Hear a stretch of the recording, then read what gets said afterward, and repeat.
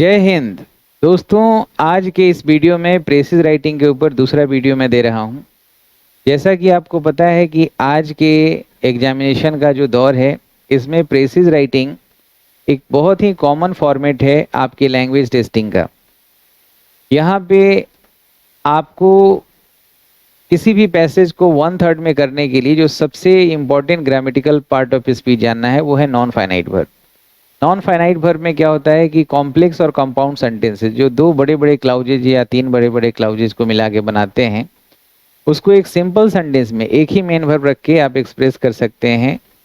एक क्लाउज के मीनिंग को जीरेंड या इन्फिनेटिव या पार्टिसिपल के जरिए एक्सप्रेस करके, यानी कि कॉम्प्लेक्स कंपाउंड सेंटेंस को सिंपल सेंटेंस में आप कन्वर्ट कर सकते हैं। ये कला, ये आर्ट आपको तभी आएगा जब नॉन फाइनाइट वर्ब आपका बहुत अच्छा है। दोस्तों, साथ ही साथ जो पैसेज में दिए हुए वोकेबलरी हैं, उस वोकेबलरी को रिपीट ना करके उसके जगह पे नए वर्ड आप तभी लगाएंगे जब आपके पास अच्छा स्टॉक है वोकेबलरी का। तो एक वोकेबलरी का भी टेस्ट हो जाता है। तीसरी बात, आपका रीडिंग स्किल कितना अच्छा है कि जो पैसेज में एक्चुअल इसेंस है उसको रिटेन करना है और बिना कोई उसमें टेम्परिंग करते हुए आपको एक्चुअल इसेंस सेंस को प्रेसिज राइटिंग के दौरान आपको रखना है और 1/3 में करना है। तो ये एक रियली बहुत ही अच्छा आर्ट है जो आप सीख सकते हैं। तो सबसे पहले आपका रीडिंग और रिटेंशन दोनों का टेस्ट होगा। तो चलिए, आज का जो प्रेसिज राइटिंग है साथ में पढ़ेंगे। अच्छा रीडिंग कैसे करें और रिटेन कैसे करें, उसको इस पे हमें ध्यान रखना है। देखिए, इसमें सबसे पहले लिखा हुआ है पहला सेंटेंस। कैसे पढ़ना है सेंटेंस को? पहला सेंटेंस जो होता है आइडिया सेंटेंस होता है, जिससे आपको पूरा आइडिया मिलता है। यहाँ लिखा है कि speech is a great बेनिसन, but it can also be a great anathema. For a while, it helps us to make our intention and desires known to other fellows. As it can also, if we use it carelessly, make our attitude completely misunderstood. मतलब आप देखिए कि 1 2 3 4 5 sentences से एक 5 line से एक sentence आपका पूरा हो रहा है। इसको हमें शॉर्टेन करना है। तो इसका मतलब समझे कि स्पीच जो है, जो हम बोलते हैं, वो बेनिसन है, यानी कि बोन है। अब बेनिसन की जगह बोन लिखेंगे। वरदान है एक्सप्रेस करना अपने आप को। बट यानी यहाँ प्रतिकूल बातें हैं कि ये अनेथेमा भी हो सकता है। अनेथेमा का मतलब है कर्स भी हो सकता है, मतलब ये अभिशाप भी हो सकता है। उदाहरण के लिए, ये हमारे इंटेंशन को, हमारे डिजायर, इच्छा को दूसरे तक पहुंचाने में हेल्प करता है। लेकिन इसके साथ साथ भी अगर आप लापरवाही से अपने स्पीच को यूज करते हैं तो हमारा जो एटीट्यूड पॉजिटिव है या नेगेटिव है, वो एटीट्यूड जो है, इंटेंशन जो है, हो सकता है सामने वाला नहीं समझे अगर हम केयर के साथ यूज नहीं कर रहे हैं वर्ड को। तो ये 5 लाइन के सेंटेंस को एक सेंटेंस में आपको तब्दील करना है, तो इसके लिए आपको नॉन फाइनाइट वर्ब की जरूरत पड़ेगी। एनीवे, हम इसका पहले वाक्य से समझ गए कि स्पीच के पॉजिटिव और नेगेटिव बातों के बारे में बात हो रही है। यहाँ लिखा हुआ है कि sleep of the tongue, the use of N unusual word और ऑफ एन इक्विवोकल। इक्विवोकल का मतलब होता है गोलमोल शब्द, जिसका मतलब मीनिंग निकालने में बड़ा मुश्किल हो। Equivocal word, unusual word, slip of tongue and so on, इस तरह से और कुछ करते हैं तो may create an antagonist where we had hope to win a friend. हम उम्मीद कर रहे थे कि सामने वाला हमारा दोस्त हो जाए, लेकिन वो दुश्मन बन जाएगा। एंटागोनिस्ट मतलब दुश्मन, फ्रेंड का मतलब दोस्त। अगर हम सही तरीके से वर्ड को यूज नहीं करते, स्लिप ऑफ टंग कर देते हैं, अनयूजुअल वर्ड, असामान्य वर्ड का यूज करते हैं, गोलमोल शब्दों का यूज करते हैं, तो वर्ड को आप ध्यान में रखिए। इसके अलावा यहाँ से पढ़िए, again different classes of people use different vocabulary. अलग अलग वर्ग, अलग अलग समाज के लोग हैं, उनके शब्द का स्टॉक भी अलग अलग होता है। और ordinary speech of an educated, एक एजुकेटेड व्यक्ति का साधारण भी जो बोलचाल है, man may strike an uneducated listener as showing pride. हो सकता है कि आप अंग्रेजी बोलते हैं, अच्छे शब्दों का इस्तेमाल करते हैं, लेकिन उसके सामने कर रहे हैं जो अनएजुकेटेड है, तो उसको लगेगा कि ये प्राइड दिखा रहा है, घमंड दिखा रहा है। अनविटिंगली, विट मतलब बुद्धि, यानी कि बेवकूफ़ी के साथ अगर वर्ड यूज करते हैं तो ये बियर मतलब उत्पन्न करता है, बियर मतलब क्रिएट करता है। a different meaning to our listener from what it does to man of our own class। मतलब हम जो यूज करते हैं शब्दावली, हम एजुकेटेड लोग हैं, अच्छे क्लास से आते हैं, तो हमारे क्लास के लोगों के लिए वो लैंग्वेज जो स्पीच आपने यूज किया है बहुत सामान्य बात होगी, लेकिन हो सकता है दूसरे क्लास के सामने बात कर रहे हैं, दूसरे वर्ग के लोगों के सामने, तो वो उनके लिए अनयूजुअल होगा और वो आपको गलत समझ सकते हैं। इस प्रकार speech is not a gift to use lightly. बहुत हल्के में इसको नहीं लेना है, ये गिफ्ट है। विदाउट थॉट, बिना सोचे विचारे यूज नहीं करना है अपनी बोली को। But one which demands careful handling, बहुत ही अच्छे तरीके से आपको शब्दों का यूज करना है। एक मूर्ख व्यक्ति जो होता है वो हमेशा अपने आप को एक ही जैसा एक्सप्रेस करता है हर कंडीशंस में।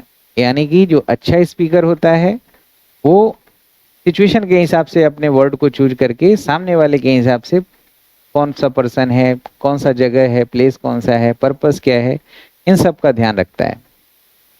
तो ये पूरा पैसेज पढ़ने के दौरान हमें हमारा रिटेंशन अब देखना होगा। रीडिंग हमने जो किया है तो रिटेंशन हमारा है कि नहीं, इसी बात पे रीडिंग का सक्सेस डिपेंड करता है। तो हमने समझा कि स्पीच के बारे में है कि स्पीच हमारा वरदान भी हो सकता है, अभिशाप भी हो सकता है। अगर आप गलत तरीके से इसका यूज करते हैं, अनयूजुअल वर्ड का यूज करते हैं, इक्विवोकल वर्ड यूज करते हैं, एम्बिगुअस वर्ड यूज करते हैं, तो यह स्लिप ऑफ टंग है। तो हो सकता है जहां हम सामने वाले का फेवर प्राप्त करना चाहते हैं वहां आपको एडवर्स रिजल्ट आए। अगर आप सही तरीके से वर्ड्स का यूज नहीं कर रहे हैं, अगर वर्ड्स का आप सही से यूज कर रहे हैं तब तो ठीक है। क्योंकि कई बार क्या होता है कि एग्जाम्पल में बताया गया है कि एक पढ़ा लिखा व्यक्ति के लिए जो शब्द बोलता है वो सामान्य हो सकता है उसके अपने क्लास के लोगों के लिए, लेकिन दूसरे लोगों के लिए वही शब्द हो सकता है गलत तरीके से स्ट्राइक करे उसके मन में। तो मूर्ख व्यक्ति होता है कि एक ही लय में एक ही तरह के शब्दों को यूज करता है हर जगह। आप किस तरह के लोगों से बात कर रहे हैं, एक मूर्ख व्यक्ति है, एक अनएजुकेटेड व्यक्ति है, एक बिल्कुल अलग क्लास का व्यक्ति है, तो हो सकता है कि आपके कही हुई बातों को वो गलत तरीके से ले। तो इस बातों का हमें ध्यान रखना चाहिए। तो देखिए, मैंने बोला कि सबसे पहले आपको एक टाइटल देना है, तो इसमें टाइटल मैंने दिया है स्पीच के बेनिसन के बारे में है। तो speech the gift of speech, यानी कि स्पीच से क्या क्या फायदे हैं। Speech is a valuable gift, अपने शब्द यूज किया गया है यहाँ पे। Speech is a valuable gift but to manifest our thoughts and feelings we must use it cautiously, otherwise we may be misunderstood and turn our friends into foes। यानी कि 2-3 paragraph को एक ही सेंटेंस में लिख दिया गया है कि स्पीच एक वैल्यूएबल गिफ्ट है, लेकिन जब हम अपने आप को व्यक्त करते हैं, अभिव्यक्त करते हैं, मैनिफेस्ट मतलब एक्सप्रेस करते हैं अपने थॉट को, अपने फीलिंग्स को, तो हमें बहुत ही सावधानी पूर्वक इनका यूज करना चाहिए। अन्यथा हो सकता है कि हमें गलत समझ लिया जाए और हमारे दोस्त जो हैं दुश्मन में बदल जाए। वहाँ पे एंटागोनिस्ट लिखा था, यहाँ फो कर दिया। तो ज़रूरत के हिसाब से हम अपने शब्दावली का प्रयोग कर रहे हैं। अगला सेंटेंस में मैंने लिखा है we should not ignore the fact. हम लोगों को इस फैक्ट को इग्नोर नहीं करना चाहिए कि that words do not always mean the same thing to the educated and uneducated man. मतलब पूरे पैराग्राफ को एक सेंटेंस में पिरोया हुआ है कि हम लोगों को इस बात को नज़रअंदाज नहीं करना चाहिए, इस फैक्ट को, कि जो शब्द जो हैं उसके अलग अलग मीनिंग हो सकते हैं, एजुकेटेड के लिए अलग, अनएजुकेटेड के लिए अलग। तो ये बिल्कुल पैसेज का लिया हुआ सेंटेंस नहीं है, भाव वहाँ का लिया हुआ है। यानी कि वहाँ का सेंटेंस, वहाँ का वर्ड, वहाँ का इडियम सेम टू सेम लिखने से बचेंगे तो आपके मार्क्स ज़्यादा आएंगे। अगला है, कंक्लूड किया हुआ है कि words must therefore be used with great caution and tact.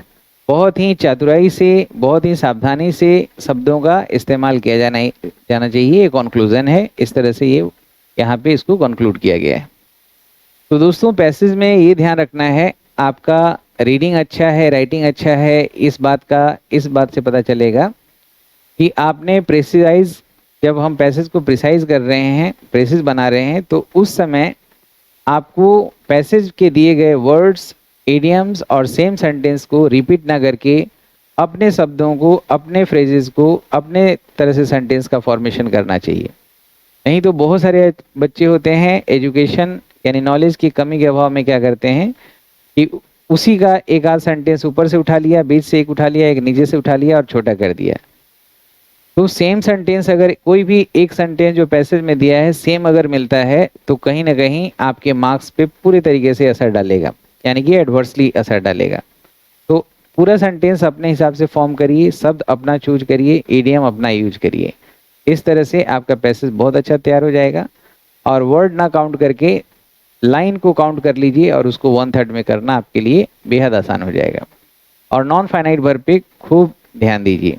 आज के लिए इतना ही। अपना ध्यान रखेंगे, हंसते रहेंगे, मुस्कुराते रहेंगे। जय हिंद, जय भारत। शर्मा क्लासेस एक नया कोर्स भी इंट्रोड्यूस किया है श्याम शर्मा क्लासेस के ऐप पे, जो प्ले स्टोर पे जाके आप उसको डाउनलोड करें। स्पेशल इंग्लिश बैच जो है खास करके रिटेन इंग्लिश को मजबूत करने के हिसाब से, और उन बच्चों के लिए जो CAPF के हैं, UPSC मेन के लिए हैं, या UP PCS J के लिए हैं, या RS राजस्थान PSC के लिए हैं।